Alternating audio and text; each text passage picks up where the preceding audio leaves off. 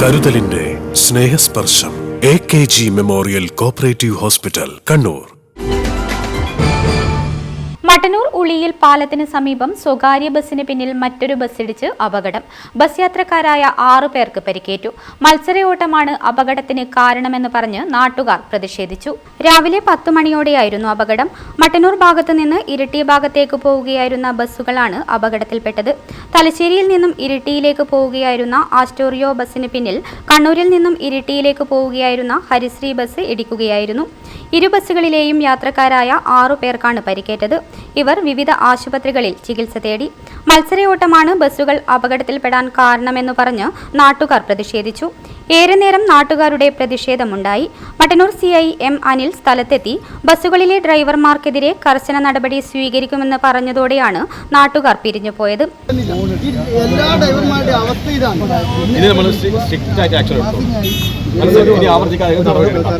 സ്റ്റോപ്പിൽ ഇറങ്ങി താഴോട് പറയാം, സ്റ്റോപ്പിൽ ഇറങ്ങാം.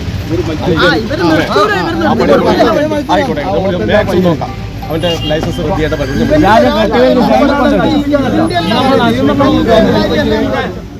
അപകടത്തെ തുടർന്ന് അരമണിക്കൂറോളം റോഡിൽ ഗതാഗതം തടസ്സപ്പെട്ടു.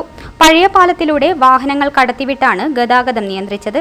വാഹനങ്ങളുടെ അമിത വേഗതയും മത്സരയോട്ടവും കാരണം നിരവധി അപകടങ്ങളാണ് ഉളിയിൽ പാലത്തിന് സമീപം നടന്നത്. അടുത്ത കാലത്തുണ്ടായ അപകടത്തിൽ 7ഓളം പേർ മരിക്കുകയും നിരവധി പേർക്ക് പരിക്കേൽക്കുകയും ചെയ്തിരുന്നു. 2 ആഴ്ച മുമ്പ് കർണാടക രജിസ്ട്രേഷൻ ബസ്സും ലോറിയും കൂട്ടിയിടിച്ച് 20ഓളം പേർക്ക് പരിക്കേറ്റ സ്ഥലത്തു വെച്ചാണ് വീണ്ടും അപകടമുണ്ടായത്. അപകടം പതിവായ സ്ഥലത്ത് വേഗത കുറയ്ക്കുവാനുള്ള ബോർഡുകൾ സ്ഥാപിക്കണമെന്ന് നാട്ടുകാർ പറഞ്ഞു. മത്സരയോട്ടമാണ് നമ്മുടെ ഈ റൂട്ടിന് ഇതൊരു അപകട മേഖലയാണ്.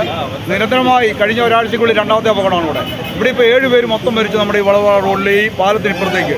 ഇത് ബസ്സിലുള്ള മത്സരയോട്ടമാണ്, യാതൊരു തർക്കവുമില്ല. കാരണം എന്നുണ്ടെങ്കിൽ ഇതിനെ മറികടന്ന് മുന്നിൽ നിർത്താനുള്ള ശ്രമത്തിന്റെ ഭാഗമായിട്ടാണ് ഈ വാഹനം ഇതിന്റെ പുറകിൽ വന്ന് അടിക്കുന്നത്. 6 പേർക്ക് പരിക്കുണ്ട്. 6 പേരെ ഹോസ്പിറ്റലിലേക്ക് നമ്മൾ കൊണ്ടുപോയിട്ടുണ്ട്. കഴിഞ്ഞ ദിവസവും ഇതുപോലെ ബസ്സും ലോറിയും തമ്മിൽ ഇടിച്ച് 27 പേർക്ക് പരിക്കുണ്ടായിരുന്നു. ഇതൊരു അപകട മേഖലയാണെന്നുള്ളത് കൊണ്ട് തന്നെ വാഹനത്തിന്റെ ഈ അമിത സ്പീഡ് നിയന്ത്രിക്കുന്നതിന് വേണ്ടിയിട്ട് ഉന്നത നേതൃത്വത്തെ ഇടപെട്ടുകൊണ്ട് ഇതിനൊരു പരിഹാരം കാണേണ്ടതാണ്. ഇവിടെ യാതൊരു വിധത്തിലുള്ള നിയന്ത്രണവും ഇല്ലാതാണ് വാഹനങ്ങൾ, ബസ് പ്രത്യേകിച്ചു ടൂറിസ്റ്റ് ബസ്സുകളും. ഇവിടെ ഒരു സീബ്ര ലൈനോ മറ്റോ ഇല്ലാത്ത കാരണം തന്നെ അപ്പുറത്തേക്കും ഇപ്പുറത്തേക്കും കടന്നു പോകാനായിട്ട് വളരെ ബുദ്ധിമുട്ടാണ്. അപ്പോൾ ഇത് അധികാരികളുടെ ശ്രദ്ധയിൽ നേരത്തെ പെടുത്തിയതാണ്. പക്ഷേ അവരിത് വേണ്ടത്ര കാര്യമായിട്ട് അത് ശ്രദ്ധിക്കുന്നില്ലെന്നാണ് യാഥാർത്ഥ്യം.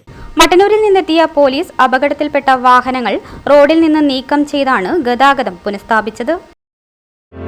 Madhurag gold and diamonds, Madhurag building, Kannur road, Chakkarakal.